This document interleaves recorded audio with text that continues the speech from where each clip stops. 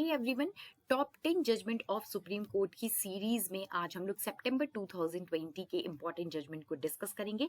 ये सीरीज हमारी जून 2020 से चल रही है। जिन लोगों ने पहले की वीडियोस नहीं देखे हैं उनको लिंक डिस्क्रिप्शन बॉक्स में मिल जाएगा। तो आइए इसको आज देखते हैं। यहाँ पे सबसे पहले हम एक इंपॉर्टेंट जजमेंट को डिस्कस करेंगे जो कि है अभिलाषा वर्सेस प्रकाश का, और ये अनमैरिड डॉटर के मेंटेनेंस से रिलेटेड है। यहाँ पे दो इंपॉर्टेंट प्रोविजंस को डिस्कस किए गए हैं जो कि है सीआरपीसी का सेक्शन 125 और section 20 of Hindu adoption and maintenance act. यहाँ पे देखिए सुप्रीम कोर्ट ने क्या कहा है कि अगर डॉटर अनमैरिड है और मेजर है और अगर वो किसी फिजिकल और मेंटल एबनॉर्मेलिटी से सफर नहीं कर रही है तो she is not entitled to claim maintenance from her father in proceeding under section 125 of CrPC. अगर वो किसी फिजिकल और मेंटल एबनॉर्मेलिटी से सफर नहीं कर रही है तो वो मेंटेनेंस क्लेम नहीं कर सकती है 125 ऑफ सीआरपीसी के अंदर। लेकिन यहाँ पे कोर्ट ने ये कहा कि जो सेक्शन 20 है हिंदू एडॉप्शन और मेंटेनेंस एक्ट का, it cast clear statutory obligation on a Hindu to maintain his daughter who is unmarried and unable to maintain herself. अगर प्रूफ कर देती है कि वो अपने आप को मेंटेन करने में अनेबल है तो वो यहाँ पे मेंटेनेंस क्लेम कर सकती है अपने फादर से, तब तक जब तक कि वो अनमैरिड है, भले ही क्यों ना वो मेजर हो गई हो। तो 20 के क्लॉज 3 जो है स्पेसिफिकली जो यहाँ पे बाउंड कर रहा है हिंदू को कि वो अपनी डॉटर को मेंटेनेंस दे, तो वो यहाँ पे इस चीज को क्लेम कर सकती है। ये एक इंपॉर्टेंट जजमेंट आया है।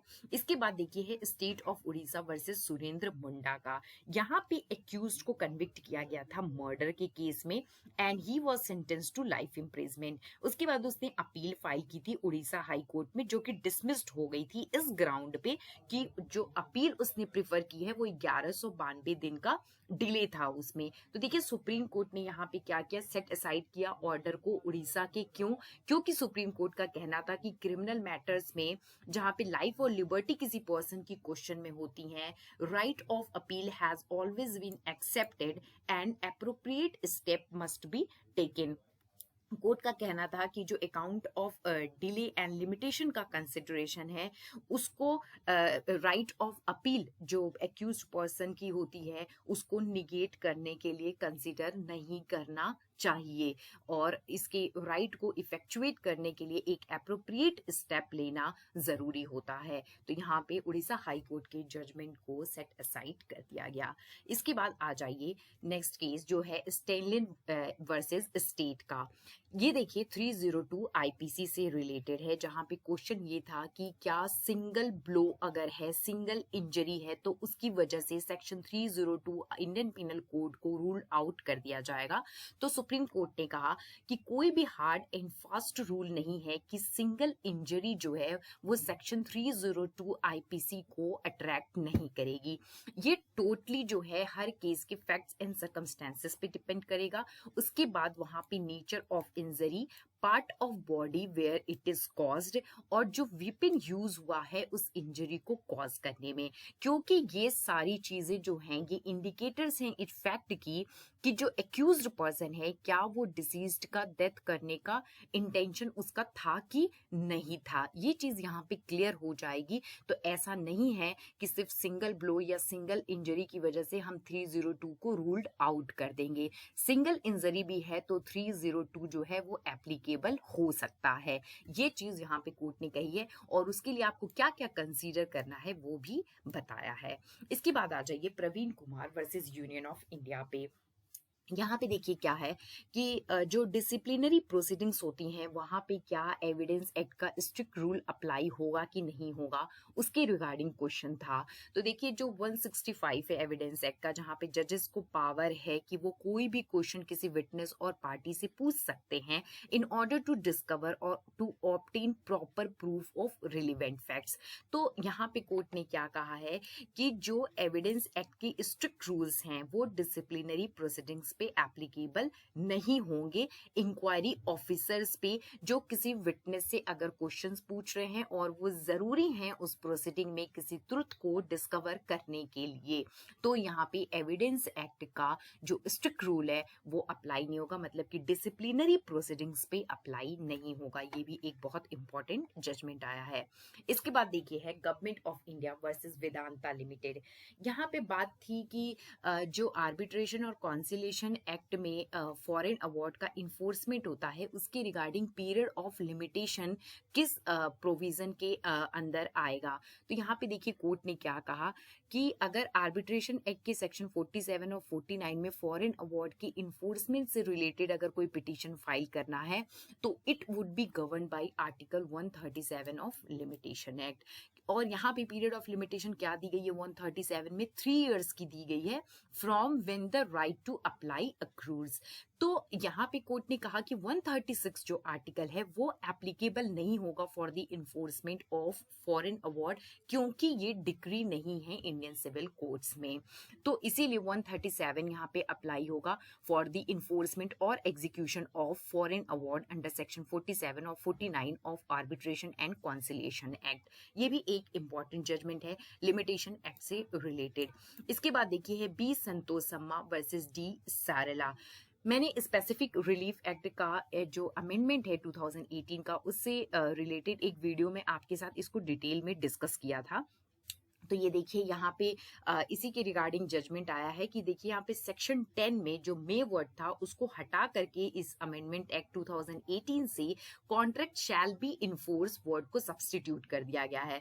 तो अब ये कोर्ट के लिए स्टैट्यूटरी ऑब्लिगेशन बन गया है कि वो स्पेसिफिक परफॉर्मेंस ऑफ कॉन्ट्रैक्ट को इन्फोर्स करे। Relief of specific performance of contract is no longer discretionary after this amendment act. अब ये डिस्क्रिशनरी नहीं रह गया है कोर्ट के कि वो इन्फोर्स करेंगी या नहीं करेंगी, अब ये उनके लिए एक स्टैट्यूटरी ऑब्लिगेशन बन गया है। और इसी सेक्शन 10 में दिया गया है कि subject to the provision of section 11 clause 2, 14 and 16। और ये जो वर्ड यूज किया गया है और इसकी वजह से ये अब एक ऑब्लिगेशन बन गया है कोर्ट के लिए। तो यही इस केस में कोर्ट ने यही कहा है, जो कि स्पेसिफिक रिलीफ एक्ट में एक इंपॉर्टेंट जजमेंट है। इसके बाद आ जाइए Neetu Kumar Nagaich versus state of Rajasthan. देखिए ये बहुत फेमस केस है, एक Jodhpur national law university Jodhpur का जो स्टूडेंट था जिसकी बहुत अननेचुरल सर्कमस्टेंसेस में डेथ हो गई थी। तो यहाँ पे क्या हुआ है कि कोर्ट ने इन्वेस्टिगेशन का ऑर्डर दिया था और उस इन्वेस्टिगेशन में क्लोजर रिपोर्ट लगाई गई थी। उस क्लोजर रिपोर्ट को कोर्ट ने यहाँ पे सेट असाइड कर दिया है और डी ने वो फ्रेश इन्वेस्टिगेशन जो है उसका ऑर्डर यहाँ पे दिया गया है।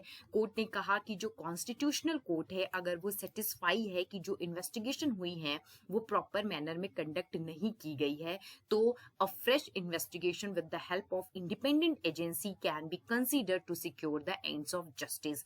एंड्स ऑफ जस्टिस के लिए ये जरूरी है कि फ्रेश इन्वेस्टिगेशन का ऑर्डर दिया जाए। ये एक बहुत ही इंपॉर्टेंट जजमेंट आया है इस केस में। इसके बाद आ जाइए Anwar Ali versus state of Himachal Pradesh पे। यहाँ पे कोर्ट ने कहा है कि जो अब्सेंस होता है वो सोल ग्राउंड नहीं हो सकता है प्रोसिक्यूशन केस को रिजेक्ट करने का, कि अगर जो प्लेस ऑफ ऑकरेंस था वहां पे एक्यूज जो है वो उस समय अब्सेंस था, सिर्फ और सिर्फ इस चीज के ग्राउंड पे हम प्रोसिक्यूशन केस को रिजेक्ट नहीं कर सकते हैं। हालांकि एक और बात यहाँ पे कोर्ट ने कही है कि अगर मोटिव अब्सेंट है वहां पे केस में, जो कि सर्कमस्टेंशियल एविडेंस पे डिपेंड करता है, अगर सर्कमस्टेंशियल एविडेंस से ये पता चलता है कि उसका मोटिव यहाँ पे नहीं था तो फिर ये एक्यूज्ड का फेवर कर सकता है, लेकिन सिर्फ उसका वहां पे प्रेजेंट ना होना ये प्रोसिक्यूशन केस को रिजेक्ट करने का ग्राउंड नहीं हो सकता है। इसके बाद आ जाइए Kaushik Chatterjee versus state of Haryana. यहाँ पे कोर्ट ने क्या कहा है कि जो क्रिमिनल केसेस हैं उनको कोर्ट ट्रांसफर नहीं कर सकता है। यहाँ 3 अलग अलग जुरिडिक्शन में केसेस फाइल थी, हरियाणा से रिलेटेड है जहां गुरुग्राम और 2 जगह और पे केसेस थी तो कोर्ट ने कहा कि वो यहाँ पे क्रिमिनल केसेस को ट्रांसफर नहीं कर सकता है सिर्फ टेरिटोरियल जुरिडिक्शन के ग्राउंड पे, कि लैक ऑफ टेरिटोरियल जुरिडिक्शन है बिफोर एविडेंस इज मार्शलेड। तो ये भी एक इम्पॉर्टेंट जजमेंट है कि कोर्ट जो है वो कब केसेस को, क्रिमिनल केसेस को ट्रांसफर नहीं कर सकता है on the ground of lack of territorial jurisdiction. इसके बाद देखिए आज का लास्ट केस जो है 10वां, उसको हम लोग देखते हैं Punjab state power corporation limited versus Emta coal limited. यहाँ पे कोर्ट ने क्या कहा है कि जो रिट पिटीशन होती है under article 227 of constitution against dismissal of petition under section 16 of arbitration and conciliation act, ये सिर्फ और सिर्फ तभी एंटरटेन की जाएगी जब patent lack of inherent jurisdiction है आर्बिट्रेटर के ऑर्डर में। अगर patent lack of inherent jurisdiction है तभी इस पिटीशन को हम यहाँ पे एंटरटेन करेंगे, जो रिट पिटीशन 27 में पड़ेगी किसी भी पिटीशन के डिसमिसल के अगेंस्ट जो section 16 arbitration and conciliation act में डिसमिस्ड हुई थी। तो ये आज के हमारे कुछ टॉप 10 जजमेंट थे जिसको मैंने आपके साथ में डिस्कस किया। Thank you.